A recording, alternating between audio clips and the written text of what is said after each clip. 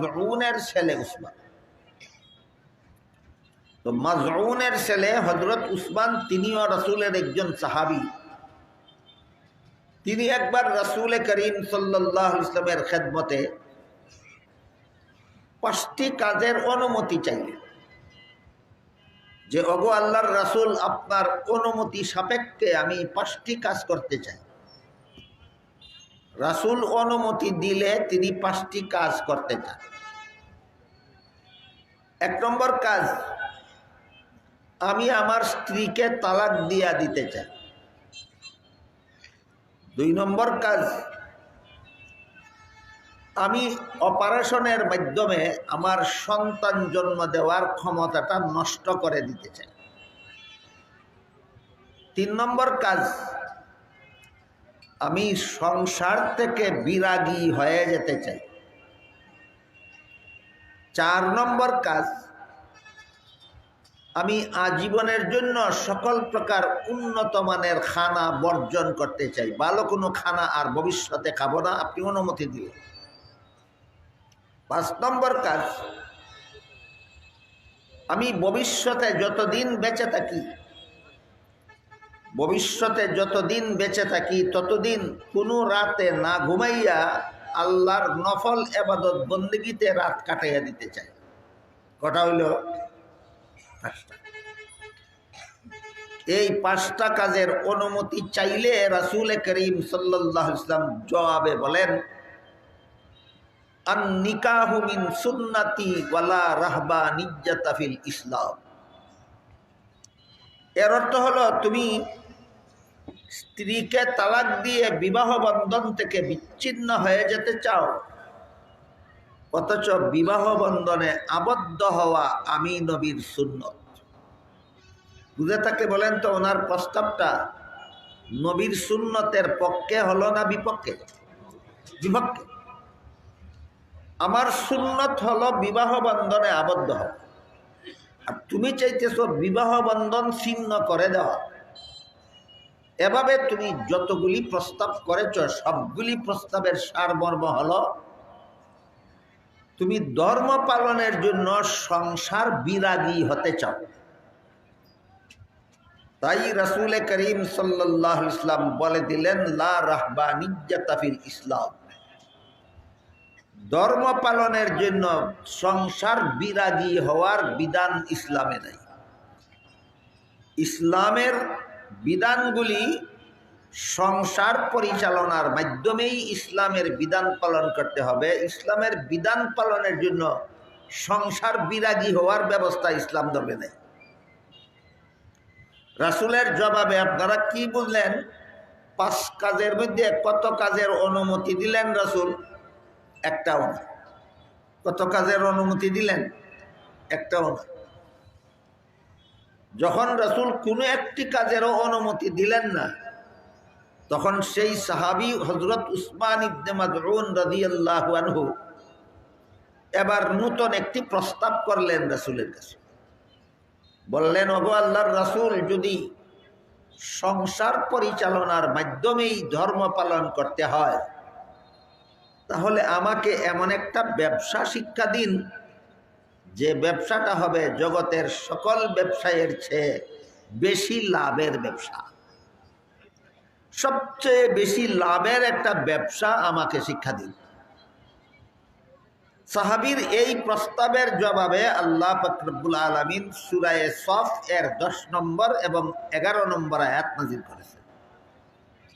সুতরাং রাসূলের সাথে সাহাবীর এই কথাবার্তা বলার ঘটনাটাই হলো আয়াত দুটির শানে নুজুল। আমি অতীতেও বলেছি, আপনারা যারা প্রতি বছর এখানে তাফসীরুল কুরআন সম্মেলনে যোগদান করে থাকেন, দেশের বিখ্যাত উলামায়ে কেরাম বুজুর্গানে দ্বীনের মুখ থেকে কোরআনের তাফসীর শুনে থাকেন, আপনাদের অজানা থাকার কথা নয় যে শানে নুজুল কাকে বলে। শানে নুজুল হলো তাফসীরুল কুরআনের একটা পরিভাষা। এর শাব্দিক অর্থ হলো নাজিল হওয়ার অবস্থা। কোন অবস্থার প্রেক্ষিতে আল্লাহ কোন আয়াত নাজিল করেছিলেন, কোন অবস্থার প্রেক্ষাপটে আল্লাহ কোন সূরা নাজিল করেছিলেন সেই অবস্থাটাই হইল নাজিলকৃত আয়াত এবং সূরার শানের। সেই অবস্থাটা কোনো সময় কোনো ঘটনাও হতে পারে, সেই অবস্থাটা কোনো সময় কোনো প্রশ্নও হতে পারে, সেই অবস্থাটা কোনো সময় কোনো সমস্যাও হতে পারে, যাকে কেন্দ্র করে আল্লাহ কোরআনের আয়াত নাজিল করেন। সুতরাং কোনো ঘটনাকে কেন্দ্র করে যদি কোনো আয়াত বা সূরা নাজিল হয় তাহলে সেই ঘটনাই হয় আয়াত বা সূরার শানে নজুল। কোনো প্রশ্নের জবাবে যদি কোরআনের কোনো আয়াত বা সূরা নাজিল হয় তাহলে সেই প্রশ্নটাই হয় নাজিলকৃত আয়াত এবং সূরার শানে নজুল। কোনো সমস্যাকে কেন্দ্র করে তার সমাধান কল্পে যদি কোরআনের কোনো সূরা বা আয়াত নাজিল হয়, যে সমস্যাকে কেন্দ্র করে সমাধান দিয়ে আল্লাহ আয়াত নাজিল করলেন সেই সমস্যাটাই হয় নাজিলকৃত আয়াতের শানে নজুল। সূরা সফের 10 নম্বর এবং 11 নম্বর আয়াত যেহেতু আল্লাহ নাজিল করেছিলেন রাসূলের একজন সাহাবীর একটা প্রস্তাবের জবাবে, তাই সাহাবীর সেই প্রস্তাবের ঘটনাটাই হলো আয়াত দুটির শানে নজুল। আয়াত দুটি নাজিল করে আল্লাহ বলেন, ইয়া আইয়ুহাল্লাযীনা আমানু হাল আদুল্লুকুম আলা তিজারা। মর্ম হলো, হে ঈমানদারগণ, আমার নবীর সাহাবী উসমান ইবনে মাযউন রাদিয়াল্লাহু আনহু আমার নবীর কাছে এমন একটি ব্যবসা শিখতে চেয়েছেন যে ব্যবসা হবে জগতের সকল ব্যবসায়ের ছেড়ে লাভের ব্যবসা। আমি আমার নবীর পক্ষ থেকে নিজে আল্লাহ শুধু উসমান ইবনে মাযউনকে নয়, সারা দুনিয়ার সমস্ত মুমিন মুসলমানদেরকে সেই ব্যবসাটা শিক্ষা দিতে চাই। একজন সাহাবী রাসূলের কাছে সবচেয়ে বড় লাভের ব্যবসা শিখতে চাইছিলেন। আয়াত নাযিল করে আল্লাহ বলেন, নবীর পক্ষ থেকে আমি আল্লাহ সেই ব্যবসাটা শিক্ষা দেব।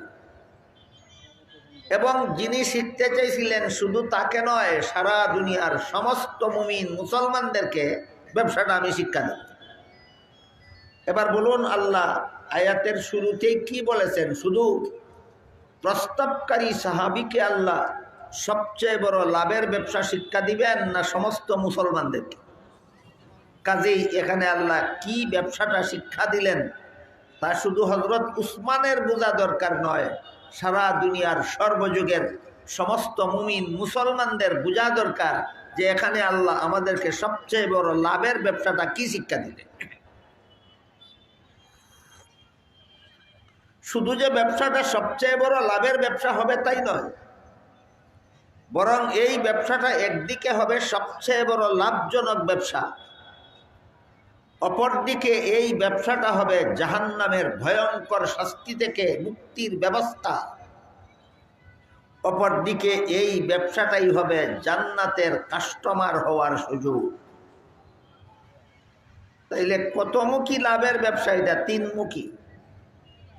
একটা হলো সবচেয়ে বড় লাভের ব্যবসা এটা, আরেকটা হলো এই ব্যবসার দ্বারা তোমরা জাহান্নামের ভয়ঙ্কর শাস্তি থেকে নাজাত পাবে, আরেকটা হলো তোমরা জান্নাতের খরিদ্দার হয়ে যাবে। সবচেয়ে বড় লাভের ব্যবসাও সমস্ত দুনিয়ার সমস্ত মুমিন মুসলমানদের জানা দরকার। জাহান্নাম থেকে মুক্তির ব্যবসাটাও সমস্ত মুসলমানদের জানার দরকার। শুধু জান্নাতের খরিদ্দার হওয়ার ব্যবস্থা মুসলমানের জানার দরকার নেই না? দরকার। তাহলে এক প্রস্তাবের জবাবে আল্লাহ 3 অনুদান দিচ্ছেন। সাহাবী চাইছিলেন একটা বিষয়, একটা অনুদান, আল্লাহ দিয়েছেন 3টা অনুদান। সাহাবী চাইছিলেন সবচেয়ে বড় লাভের ব্যবসা শিখতে, আল্লাহ এটা তো শিখাবেনই, এবং এই ব্যবসাটাই হবে জাহান্নাম থেকে মুক্তির পথ, এই ব্যবসাটাই হবে জান্নাতের খরিদ্দার হওয়ার ব্যবস্থা। সাহাবী চাইছিলেন একটা, আল্লাহ দিলেন 3টা। কি সেই ব্যবসা বিবরণ দিয়ে আল্লাহ 11 নম্বর আয়াতে বলে, তুমিনুনা বিল্লাহি ওয়া রাসূলিহি ওয়া তুজাহিদুনা ফি সাবিলিল্লাহি বিআমওয়ালিকুম ওয়া আনফুসিকুম। তোমরা আল্লাহ এবং আল্লাহর রাসূলের প্রতি ঈমান আনার পর জানে মালে আল্লাহর পথে জিহাদ করবে, এই ব্যবসা।